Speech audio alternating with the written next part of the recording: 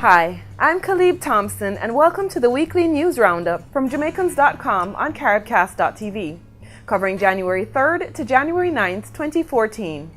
This week's episode is brought to you by our sponsors, Caribtix, event tickets for the Caribbean and the Americas, Initial Concepts for small business graphics and web design, and First Fridays of Florida, South Florida's premier Caribbean monthly social event. Off the top in Caribbean news, according to a report from the Inter-American Development Bank, the Caribbean region has shown a slight increase in the growth of national economies during 2013. The growth was attributed to greater productivity. Loans, grants, and guarantees amounted to some $14 billion in 2013.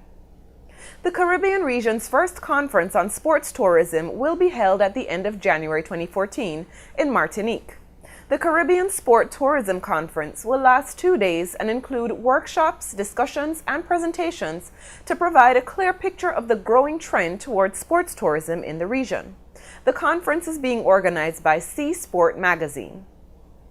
Officials from Haiti and the Dominican Republic have begun an effort to resolve growing tensions between the neighboring countries that share the island of Hispaniola. The conflict is based in a court ruling in the Dominican Republic that could eliminate the citizenship of individuals of Haitian descent in spite of being born in that country. The main topic to be addressed in the discussion is the threatened revocation of citizenship for these people.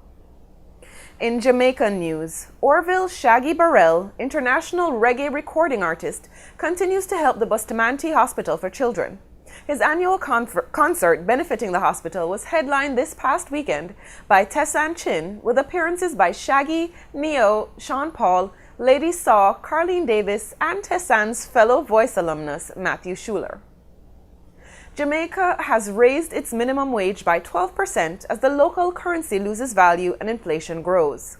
Individuals who work a minimum wage for 40 hours a week will see an increase from the $47 they currently receive to almost $53.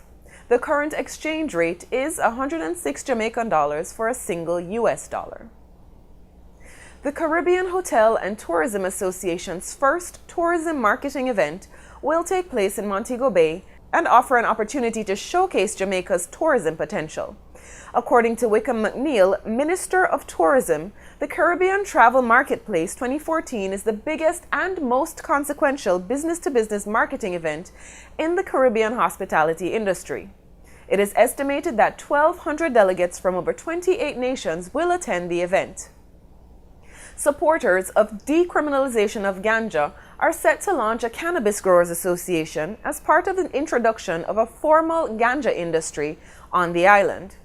The Cannabis Future Growers and Producers Association has been influenced by the legalization of the product in several states in the U.S. and believe growing and selling ganja will bring billions of dollars to Jamaica's industry.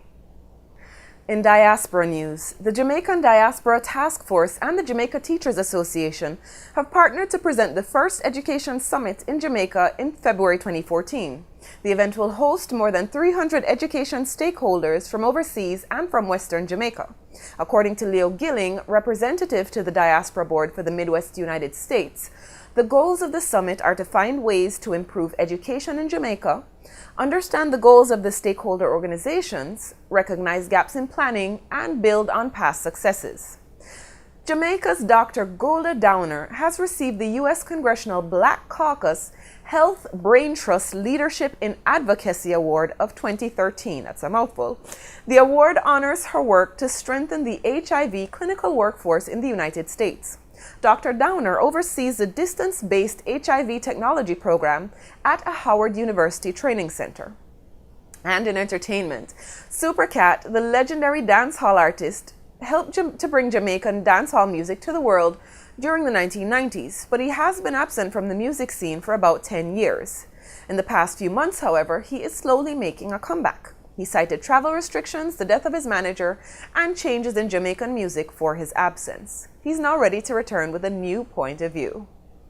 Ninja Man, the Jamaican dancehall artist, is preparing to take an acting role in a film that also features Jamaican actor Leonard Louis Rankin Ford, otherwise known as Teddy Bruckshut. The film is Scotch Bonnet and will feature both actors as gangsters, with each playing the role of Don in competition with the other.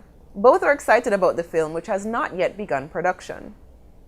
The 2014 Jamaica Jazz and Blues Festival, scheduled for January 30 to February 1st on the north coast of the island, will feature Marcia Griffiths, Chronix, Chalice, and Moses Davis, better known as Beanie Man.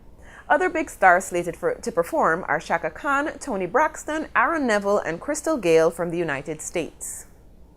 The National Gallery of Jamaica will have a new head curator on January 13, 2014.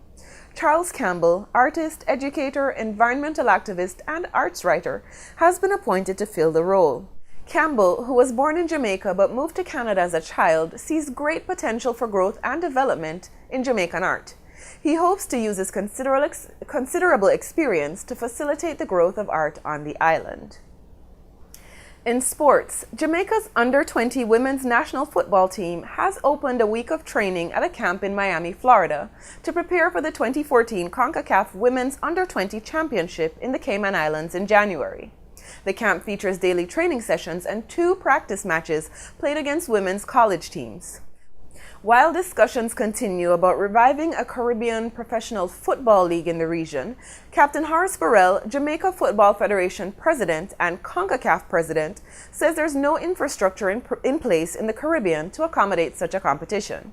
He does not see a professional league appearing at this time. In business, Brian Pengley, President of the Jamaica Manufacturers Association, noted the example of Haiti and said that Jamaica could also produce high-tech products. Although Haiti continues its recovery from the earthquake in 2010, its small manufacturing sector is moving toward greater value by beginning to build on one of the most technologically advanced consumer products in the world, the tablet. Jamaica could follow Haiti's lead, says Pengley, and use the skills of its workers to enhance the island's economy the same way that Haiti is improving its economy. Some 40 retail locations in Jamaica will be gone when the National Commercial Bank of Jamaica cancels its agent relationship with Moneygram services. The bank has announced that it plans to leave the remittance market in February 2014. The action follows others taken by the bank to distance itself between the money services sector due to pressures from banking partners abroad. The Jamaica Public Service Company Foundation has partnered with the United Way of Jamaica to provide needed equipment to schools on the island in order to enhance its nutrition and safety programs. A school in South Clarendon will receive a freezer, a 6-burner stove, and 2 fire extinguishers. This will be the first refrigerator at the school, which has been without electricity for over 70 years. And finally, a personal perspective.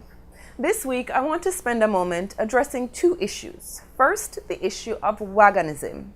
I want to laud the suggestion of Brian Pengley to bring advancements to Jamaica's technology sector, like Haiti. I also wanted to poke fun at him a little bit because it has become a pet peeve of mine that while I know it is often well-intentioned, we Jamaicans often end up with a wagonist mentality, rather than standing up as the innovators we really are. We all acknowledge the brains, boldness, and intellectual prowess we clearly possess. Why can't we just do things first instead of waiting for someone else to do and then doing something like them? And in reality, even if we did get a strong technology industry going, would it end up with a fate similar to Red Stripe, the telephone company, the bauxite mills, and so many others, owned by and possibly of more benefit to foreign investors? I know I'm nitpicking. We really do innovate a lot, and the wagonist stuff really doesn't matter at the end of the day. What matters is identifying advancements that will genuinely move Jamaica's economy forward and hopefully keep most of the economic benefit on the island. Whether that comes from following someone else's lead or from doing something brand new, just make something happen. The second issue is the response to my extended rant about the diaspora monster and how we can possibly tame it. Views and shares on social media have been consistent, and I've got quite a few responses by email and phone with people sharing the projects they would like to get involved with or are already promoted. I'd like to give shouts out to Gavin Sims, who is looking into efforts to help Ocho Rios primary and high schools, Alvin Brown in Trinidad, who co-founded a group called Jamaicans in Trinidad and Tobago, or Jammin' in TNT, and Jamlink, who offered up quite a thought-provoking comment that I'll be sure to include in the next segment of Diaspora Perspective. If you haven't seen that conversation starter yet, catch it on Caribcast.tv. And now, download the Jamaican Recipes App for Android, iPhone, and iPad today. With over 110 recipes with step-by-step cooking instructions, it is the most popular Jamaican mobile phone app. For more headlines and the news in detail, visit Jamaicans.com and follow them on Twitter and Facebook. For live Caribbean TV anywhere in the world, order Caribcast on your Roku device, visit Caribcast.tv, or download the app. I'm Caleb Thompson. For all of us at Jamaicans.com and Caribcast.tv, keep on keeping on. We'll see you next time on the Weekly News Roundup.